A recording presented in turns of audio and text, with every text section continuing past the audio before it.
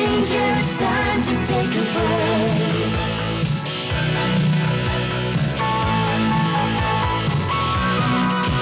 Take a long, cold breaker, a smooth, relaxing breaker. A breaker makes your break.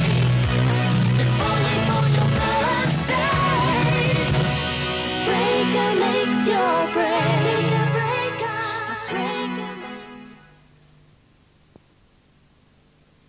Weather, fine, with a temperature range of 16 to 27 degrees in Brisbane tomorrow. That takes over town.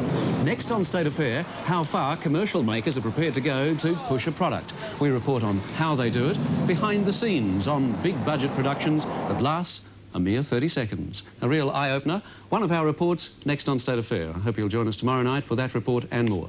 Now, on behalf of the 7 national news and State Affair teams, thanks for... learn to live with. Some you hate and some are really quite entertaining. But one thing they have in common, they all cost lots of money to make. Each year, many millions of dollars are spent producing those few seconds, and the lengths the production crews go to are quite astounding, even for something you'd think as humble as a glass of milk. Brian Anderson reports. Take 10 motorbikes, Harley Davidsons, big bikes, the classics. Find a gang of girls to ride them. Add one of the meanest, biggest trucks in Queensland, $250,000 worth of Black Mac. Take over a service station and change its name. Then call in a film crew and you're ready. Ready to sell milk. Flavoured milk at that. Years ago you were said to be selling beer like this, but nowadays you can't sell beer the way you used to. You're not even allowed to show people enjoying beer on television anymore. For filmmaker Mike Williams, it's one of his most unusual assignments, although unusual is hardly the word for it. 2 days' work in the Gatton area west of Brisbane, 18-hour days at that. In terms of dollars per second, it will cost more than a feature movie to complete for just 60 seconds on the TV screen. Making commercials these days is an extraordinary business and far from trouble-free. Well, work all right? Yeah, no, there's a problem with it once you go over 60 kilometres. When you go over 60 kilometres, we get too much vibration out of the camera, especially when we're zoomed in around 200 mil. It's a big problem.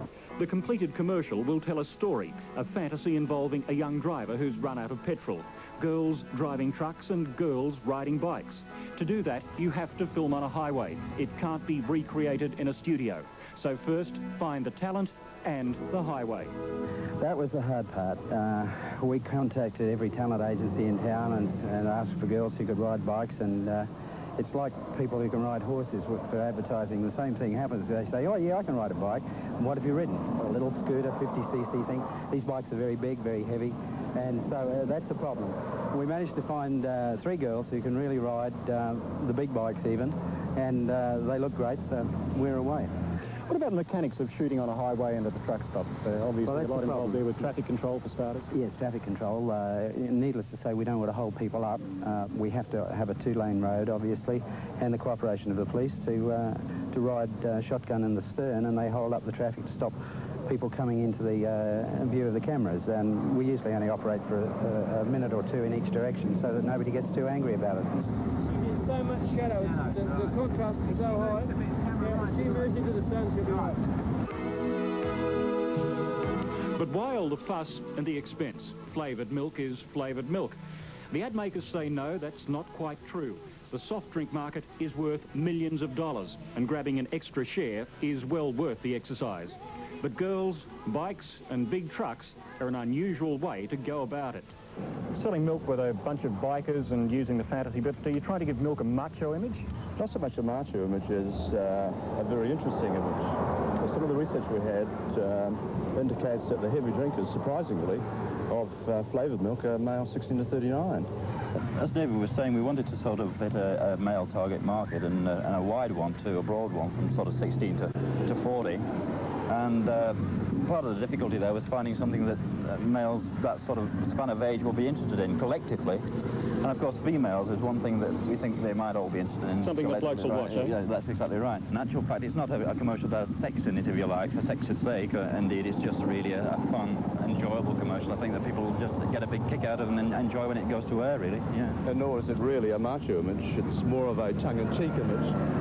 Something to do a bit of fun and a bit of fantasy and a bit of interest in the product.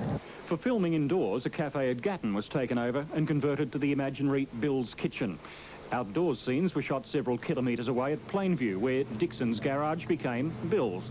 So careful do the commercial makers have to be that cigarette advertising had to be stripped from the building or covered with other posters, even though in the finished commercial you hardly catch a glimpse of the Bill's Kitchen sign and you don't even see the sign out front of the garage. It's a time-consuming process. In an 8-hour day, you may shoot just 40 or 45 minutes of film. In 2 days of filming, you end up with just 60 seconds on the TV screen. For many years, the making of television commercials was the only thing that kept alive the Australian film industry. This is an all-Queensland production, Queensland talent and a Queensland production crew. Good news for those attempting to establish a viable film industry in the Sunshine State.